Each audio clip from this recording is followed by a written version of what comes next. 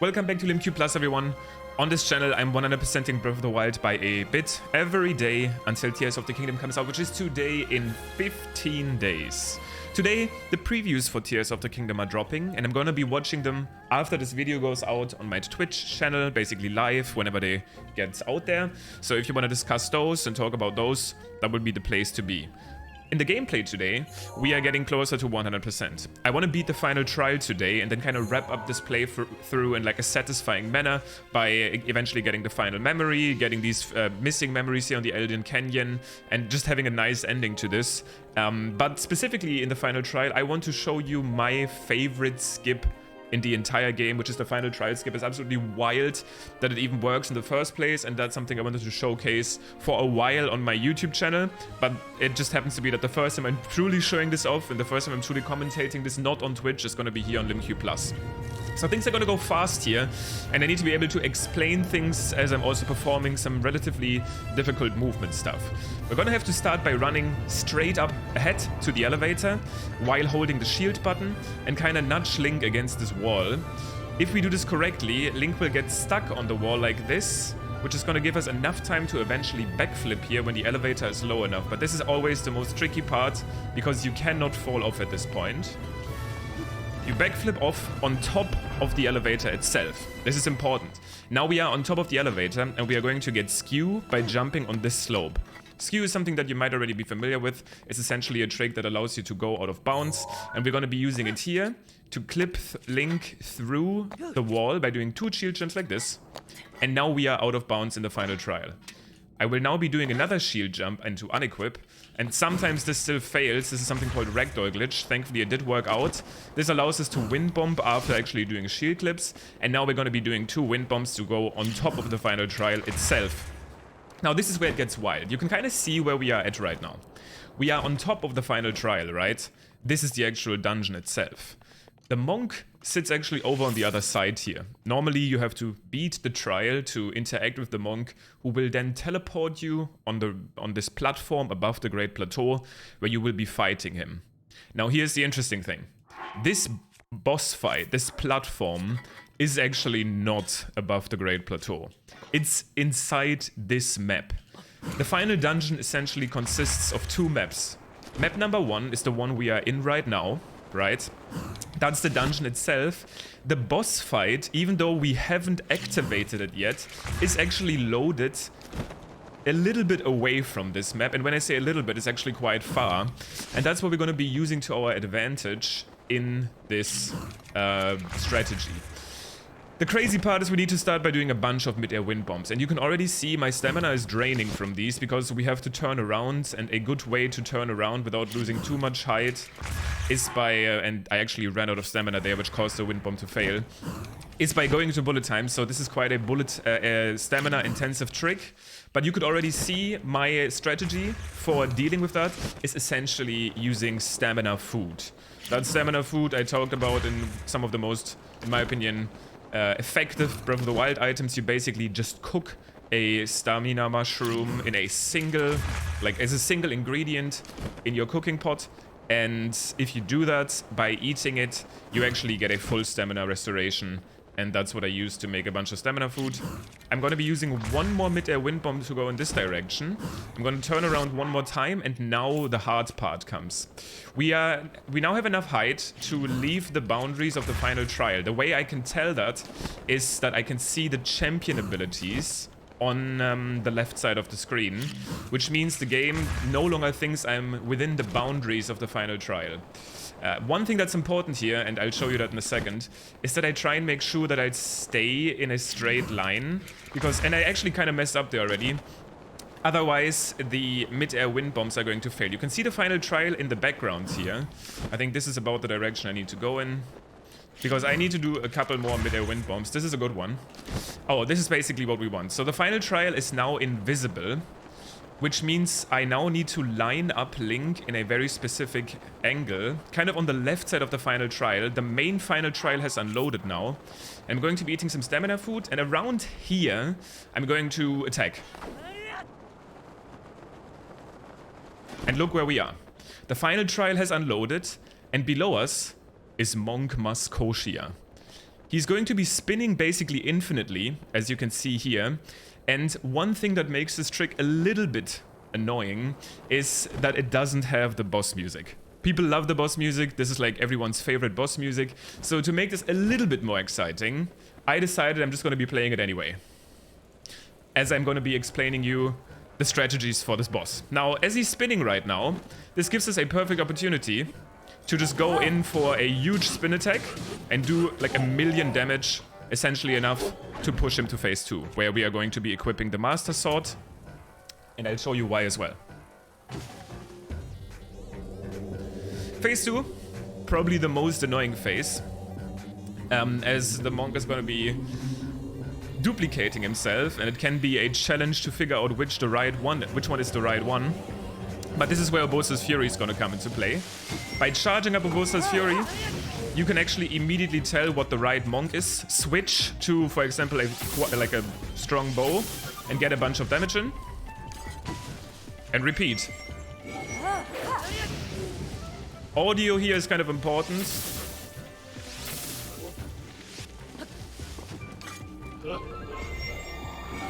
Once again.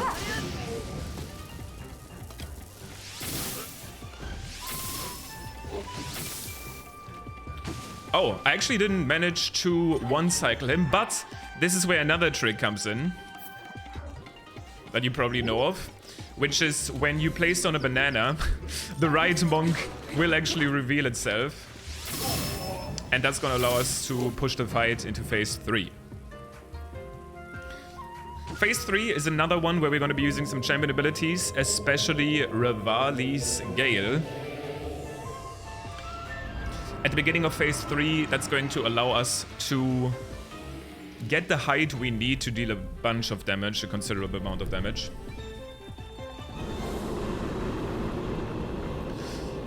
So we're going to start off with Revali's Gale to get some height, just to be able to go into bullet time. Then switch to some ancient arrows that I previously made to deal a bunch of damage, because the headshot protection of the monk actually doesn't last that long if you're using bullet time, and that pretty much seals the deal for the monk fight. Now this is actually a pretty valuable strategy as well in Master Mode, as it allows you to give the monk not any like windows as to where he can heal. This fight is infamously known, especially phase 2, to be a nightmare in Master Mode. But having good gear, using bullet time and champion abilities is essentially what's going to allow you to make this monk fight relatively easy. Now, I'm not going to be sitting through this whole cutscene with you. There's a lot of cutscenes that play at this point. Oh well, let's do it like this, because I know a lot of people love this cutscene, me included, and for like celebratory reasons we can watch it, because this is, after all, this 100% playthrough. We also have the Divine Princess cutscene, which I think is a very cute one. So let me just tell you, as far as content is concerned, I'm gonna be watching these cutscenes right now, kind of give some commentary on them, because I think they are really cute, and that's pretty much it, right? After this, I'm going to be ending the episode, and tomorrow we're going to be talking about Tears of the Kingdom previews. So if you just want to see the skip, that's the skip. Not much more to say about it. We're going to be getting our Master Cycle 0 here, and then going to be getting the cutscene at the end of the Champion's Battle, which is, in my opinion, a cute little cutscene, so we can watch it together. If you're just here for explanations and commentary, there's not going to be much from this point, so I'll see you tomorrow, but let's watch these cutscenes. The Master Cycle 0, by the way, in general, is something that I haven't used as much as a lot of people did. I was never really a big horse enjoyer in the first place, and I feel like at this point of the game I had already learned some speedrun strats. So I actually played the DLC a little bit after my casual playthrough, so I was like, okay, I mean, this is kind of nice. I can now drive around Hyrule, but I can also wind bomb. That being said, the name in English is so much worse than the German name, and I'm pretty sure the Japanese name is similar. In German, this is called the Epponator Zero, which is a very nice idea.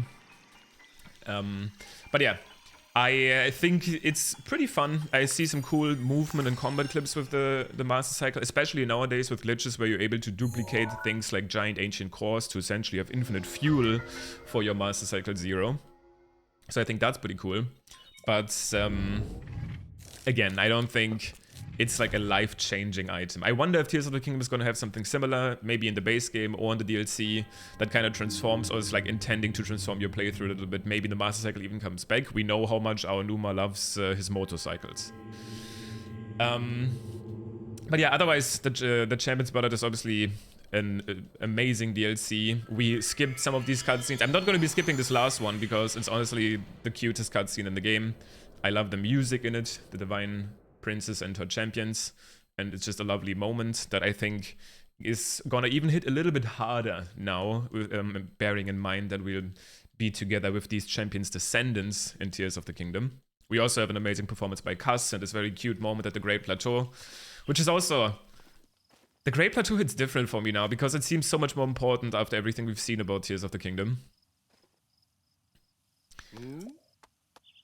What's up, Cass? Looks like Cass has the perfect song available for us.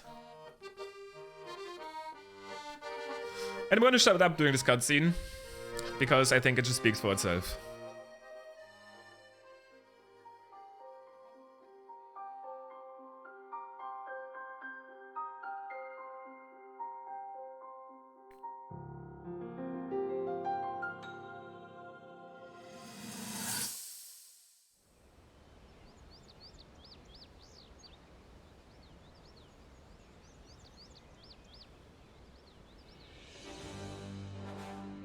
Welcome, warriors.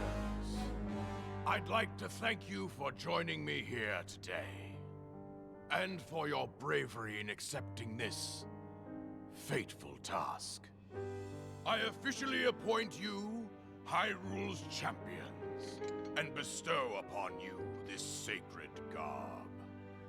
That blue is a symbol of the royal family, one that has been passed down for countless generations.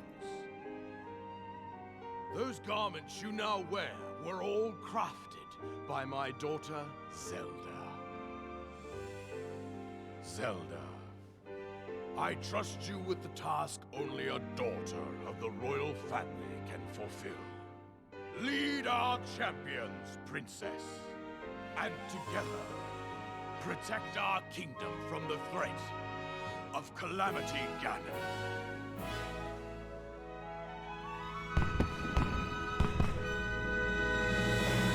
Okay, that's like the most underwhelming firework ever, sorry.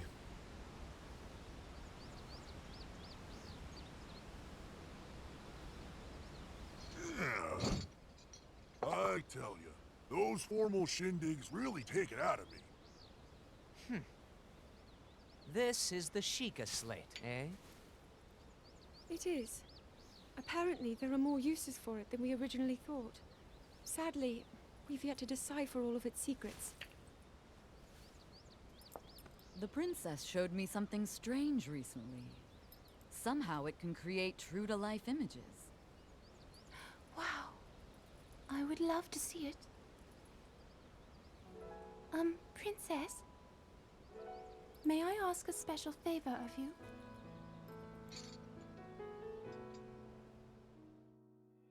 All right, this spot should work nicely.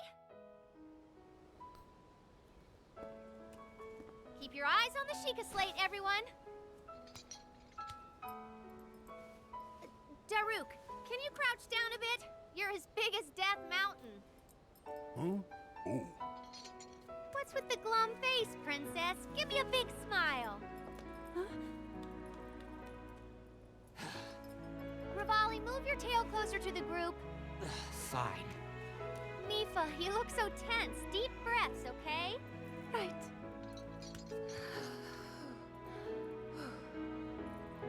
Stay just like that. Here we go. Smile. Click, snap.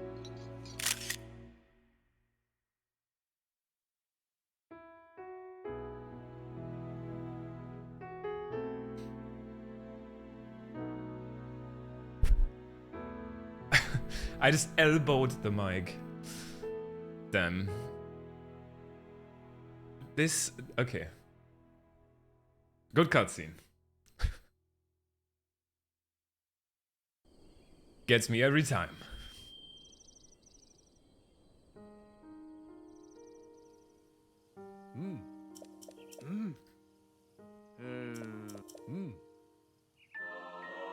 And there it is, the picture of the champions. And one more step towards the conclusion of this playthrough. Like I said, we're going to be doing some cleanup, getting some more shrines, getting to a more complete state, even though we could technically wrap this up in tomorrow's episode. But that's not the plan, because we still have 2 weeks of episodes to go through. Let's have Zelda hold a little speech. Link, I have watched your journey, every step. You have overcome every challenge with great courage. With the power that you have attained, I am certain you can defeat Calamity Ganon. Well, we actually have already done that, but that's not important, because we are going to be doing it again, like I said, at the end of the playthrough. We're going to be getting the good ending one more time. But here it is. The Champion's Ballot is now complete. We have one single location to get, which is the Zonai Ruins. That would get the percentage counter up to 100%. Won't be getting this until the final day. We'll be spending the next episodes with concluding some shrines, some that I've already activated. I want to get this ugly orange spot of the map and actually complete that shrine as well. Maybe not with the actual ice quest, because the ice quest is annoying. But yeah, we have 2 more weeks to get some stuff done. Thank you for watching. I hope you enjoyed the little cutscene ending, if you decided to sit through it with me. I appreciate it. And I'll see you guys tomorrow. Again, gonna be live in a little bit, watching these Tears of the Kingdom previews. Enjoy the rest of your day. Maybe I'll see you on stream. Peace.